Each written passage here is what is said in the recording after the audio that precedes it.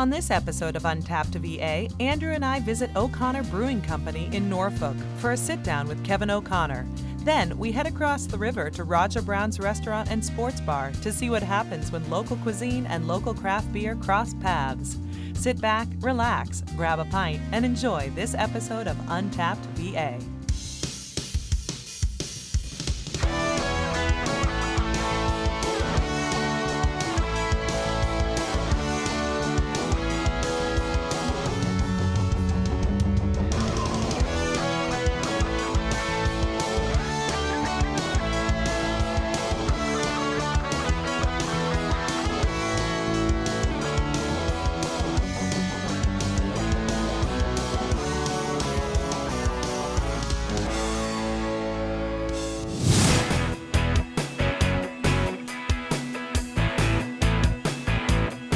Today we are in the Park Place neighborhood of Norfolk, Virginia. Park Place is one of Norfolk's oldest neighborhoods and home to O'Connor Brewing Company, where I'm meeting up with the owner, Kevin O'Connor. Kevin? Yes, sir. Andrew, pleasure to meet you. Nice to meet you. So we get a behind-the-scenes look? Yeah. Oh, safety first, huh? Safety first, man. All right. Come on in. Sounds good.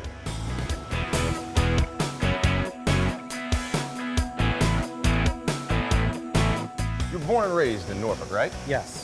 So it was big for you to keep the brewery here and keep everything here. So community is a big thing for you. Correct. Gotcha. So you said you were originally in a warehouse. Before, you went from what to what? We were in a 5,000 square foot warehouse down the street, 25th Street. We're on 24th Street now, and about 35,000 square feet. Woo! That's a big expansion. So yeah, but we needed the space for future expansion. How many vats and everything do you have going on here? 15. 15? Yeah. You had to take a second? For a minute, yeah. Yeah. So, how many employees do you have? Almost 30 right now. Okay.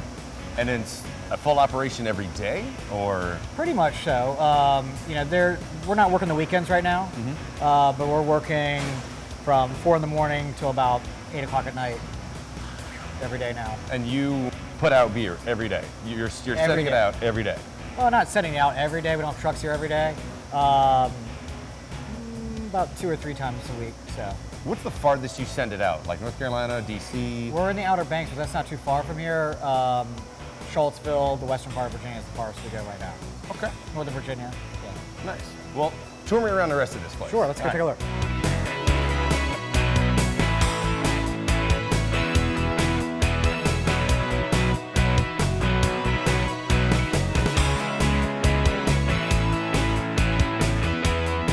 Do you churn out a year?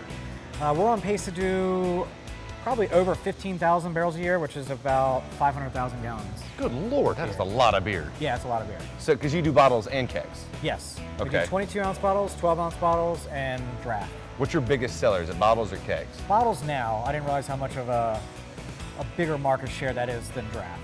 Gotcha. What's in the barrels?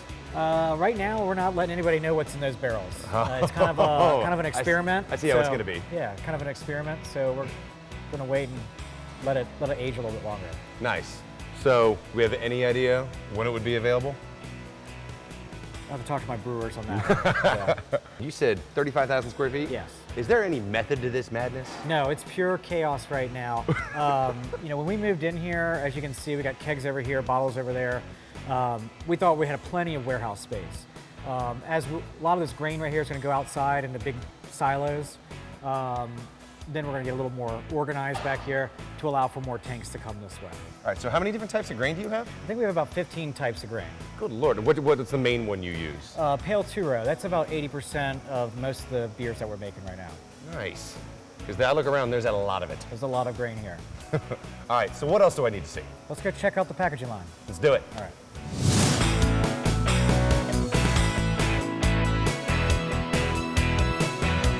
All right, so what are we walking through right now? Right now we're walking through what we'd call our packaging hall. We got our kegging line right here, and then over here we have our bottling line. Gotcha. And you do 2 types of kegs, right? We do. We do a 6 barrel, which is about 5 gallons of beer, and then we do the half barrels, which is a half a barrel, which is 15 gallons. Nice. So this couldn't have always been smooth. What was your first home brew, and what happened? My first home brew was horrible. So you have to put priming sugars in it. Next thing you know, overcarbonated and just blew up. It exploded? I had it in my closet and ruined all my clothes kind of thing. So. That's funny. Obviously, a lot of progress from there to this giant empire. What's your best beer? Our #1 selling beer is our El Guapo Agave IPA. I've had it, I'm not gonna lie, it's awesome. Artwork, where are the drawings? What do you come up with it? So all of our original artwork, and we still use my buddy to this day, comes from a local artist, John Hickey. He's done our signage outside, he's done any kind of poster work we've ever done. He's done the El Guapo, he's done Norfolk Canyon, Green Can, all of our flagship beers. As we've grown, we've actually brought in an in-house designer who actually works in our marketing department now, Anthony. And Anthony's come up with some of the new things that we do. Like this is the new Endless Saison. This is our watermelon Saison. That actually just got packaged today. So Nice. Looking for that. Ooh, super fresh. Yeah, it's super fresh and it's nice and watermelony. So who did the logo? What does the logo mean? The logo, the tree comes off my family crest.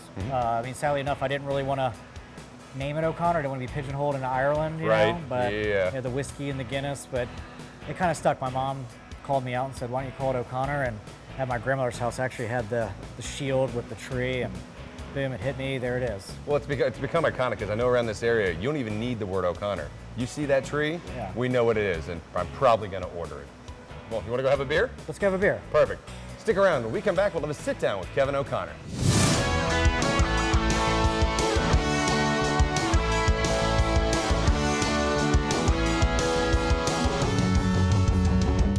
Dad, OMG! The room over the garage? For real? What? How do you expect me to sleep up here? It's freezing in the winter and it's a sauna in the summer. This window unit is loud and it doesn't even work. Hello, Fusion. My neighbors just had your company install a new Mitsubishi electric ductless heating and air conditioning unit in the room over their garage. And they love it. For all of your heating, air conditioning, and insulation needs, think Fusion first.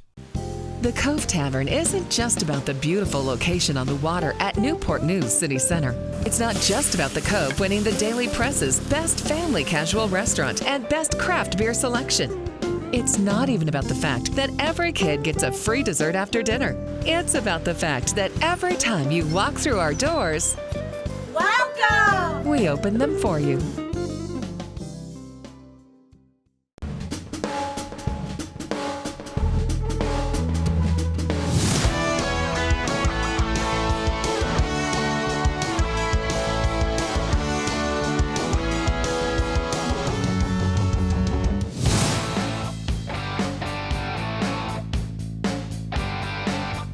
I can't talk about breweries without talking about SB 604. Yes. You were an integral part in this. So when we started over 6 years ago, the tasting room was non-existent. Right.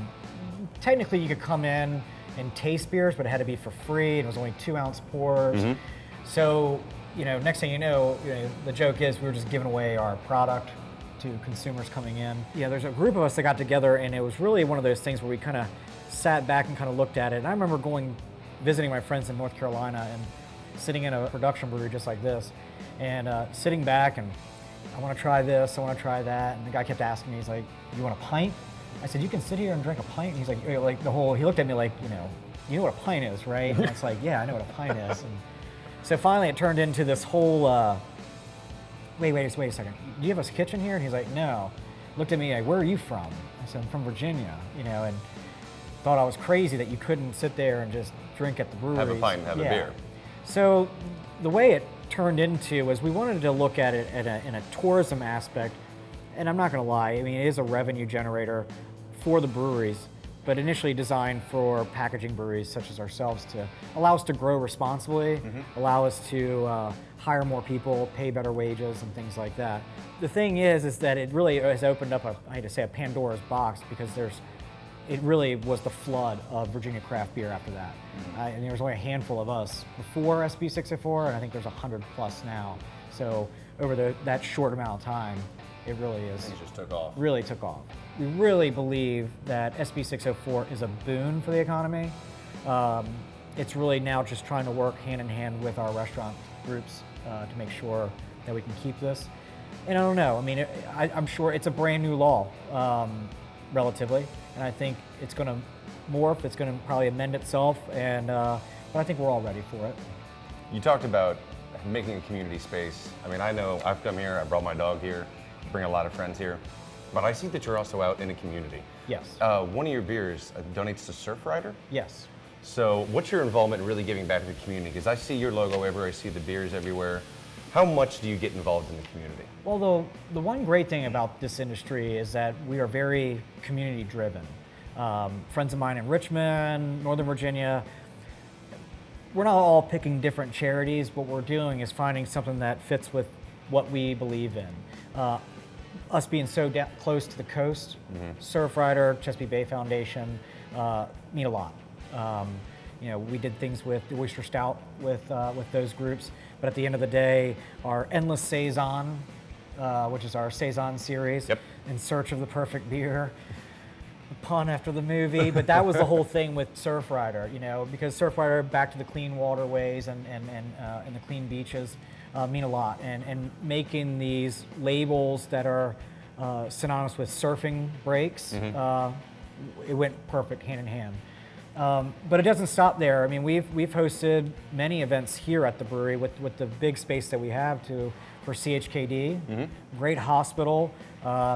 Everything we do and bring them over here, whether they're doing something, we bring beer to them.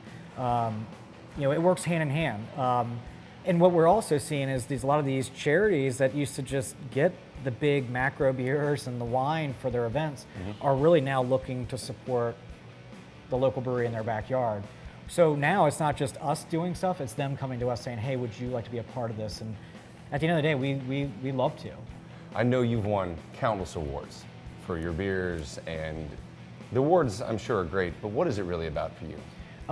It's all about community for me. At the end of the day, you want the beer to go out, and when you're seeing, you know, multiple taps and you're seeing case quantities and pallets of beer being shipped out of the building, that means people out there, the consumers, drinking it and they're loving it. And that's what I like more so than winning awards. I walk into a restaurant and seeing somebody next to me at a table, they don't know who I am, and they order an Aguapo. And they're like, man, this is one of the greatest beers I've ever had. And that's probably sits more with me than wearing a medal or anything like that.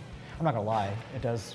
It's nice. It looks good on the wall. Yeah, it feels good. So final question, what's next? A little more growth. I'm gonna grow this company as far as the consumer will take me.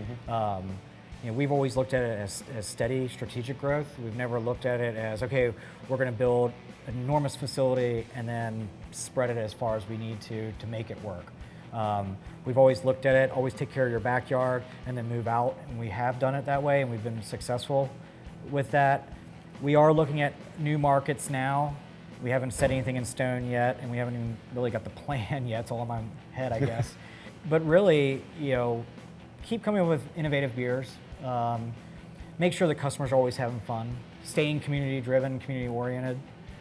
Do things that not only get us accolades, but that hopefully my friends in the industry also appreciate. And yeah, see where it goes. I mean, who knows?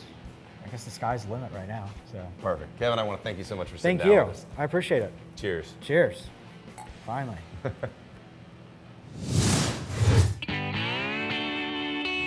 Hey guys, I am here with Bob Sweeney, production manager at O'Connor Brewing Company. How are you, Bob? Doing well, how are you? Good, thanks. So, tell me, how long have you been doing this? I've been in the beer industry for about 9 years. I was in wine before that. Are we gonna sample something? Yeah, we're gonna taste Jeffrey's Bay. It's our watermelon saison. Oh, nice. Perfect for the summer. I'll take that one. Oh. So, Bob, I know a lot of people at home are home brewers, so tell me, what is your tip for the home brew? Cleanliness. Sanitation is of the utmost importance. It's the first thing you've got to take care of. Okay. Yeah, I see a lot of people cleaning all the time. Why is it so important to the home brew? Well, it's easy at home to get an infection and spoil a beer. In that world of home brew, what do you mean? They have to wash everything that they're working with every time? Every time, sanitize everything, and just use caution when you're transferring, keeping your bottles clean, everything like that is key. Yeah, you don't want any bacteria in your beer. No. Gross, gross. No. Well, tell me more about this. This is Jeffrey's Bay. It's a watermelon saison. It's a farmhouse style ale that we've added fruit to. So Nice, light, refreshing for summertime. So how do you mesh in the watermelon? Does it go in there? Yep, we put the juice in here, and that's what gives it the flavor. So. Oh, cool, cool. All right, well, let's try it. Cheers. Cheers. Good one, perfect for summer. Yeah. Coming up after the break, we're heading across the Elizabeth River to Roger Brown's Restaurant and Sports Bar in Portsmouth, where they're cooking with local craft beer. Here's another Hampton Roads Chamber Spotlight. The great thing here at Roger Brown's is our locally sourced foods is as important to us as our games on our big screens. I think Roger Brown's has something to offer to each and every person. I love this community. I love its people. I wanted to give them something they can be proud of. At Willow Beach Real Estate, buying and selling your home is an art form. Our agents help find the right house that you can turn into your home. Visit willowbeachre.com and we'll sell your house or find your dream home in the city, the country, or even on a beautiful beach.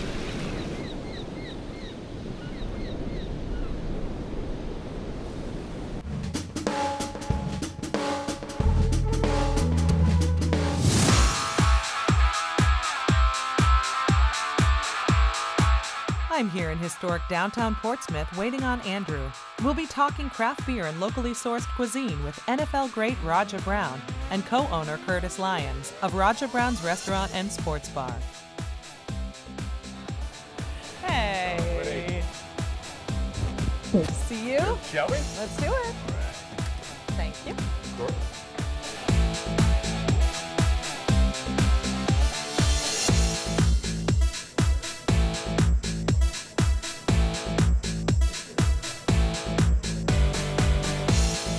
So Roger, I've got to ask, what takes you from an NFL star to restaurant owner?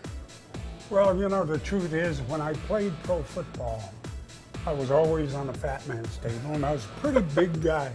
So I decided when I got out of football, I am going to have a restaurant so I can eat all the time. I got you. And so what brought you back to Virginia? Well, I was born in Surrey. My dad had retired and came back down here. So that brought me back home. Nice. And the restaurant's been open for 16 years? This is our 16th year. Pretty soon, November will be 17. That's great. I look around these halls and I see the photos. There's a lot of charity organizations, and you are involved in the community with the Roger Brown Foundation. What does Roger Brown mean to Portsmouth and to Hampton Roads? I like to think what we've done since I've opened this restaurant, but we're giving back to the community through the foundation. That's great. And one other thing that I'm kind of proud of is that we did this shave heads Yeah, you were talking about for this cancer, earlier. and there you There, go. look at that. So we did a fundraiser here a week ago, and I'm still waiting for my hair to grow back. and so I got to wear this hat to keep warm. Well, at least you got the right team on. I do.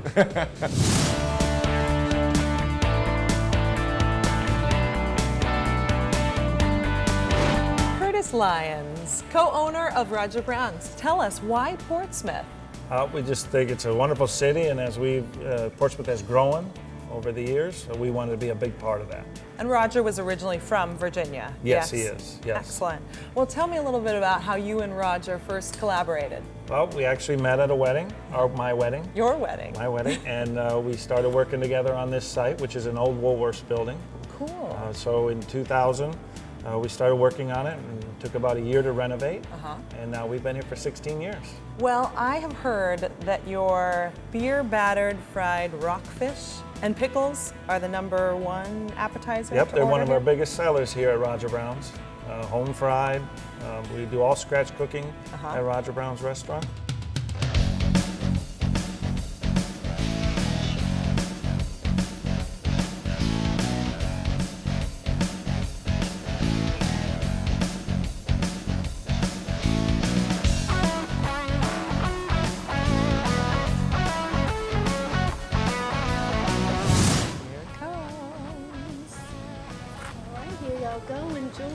Thank you, Ava. We will.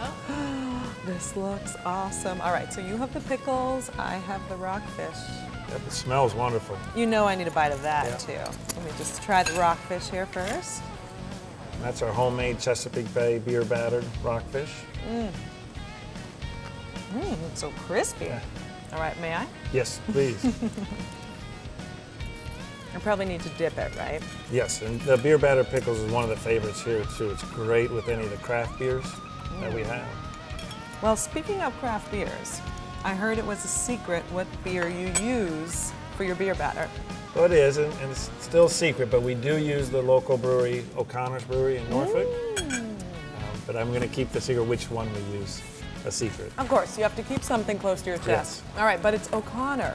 Yes. Okay. Well, tell me about your local brews. I know you have a ton on tap. Well, now we have 24 total drafts. Now 13 of our taps are local breweries. Wow. From Virginia. Uh-huh.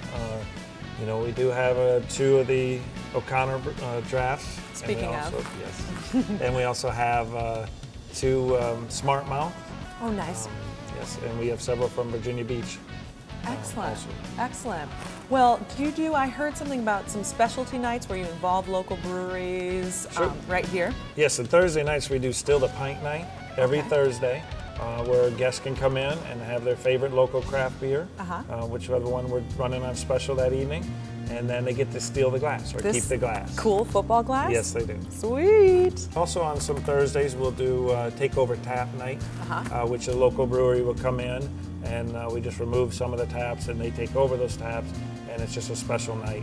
Nice. And do brewers come, the brewmasters? The breweries will come in and kind of represent themselves and talk to the guests. And then we also have flights of beer that we can do so people can try and taste the different types of beers we have. Like 4 at a time type flights? Correct.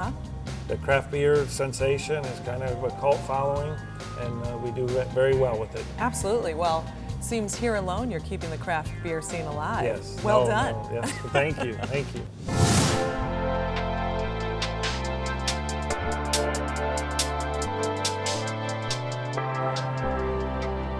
Thank you so much for watching. And don't forget to follow us on Twitter at Untapped VA. See you next time.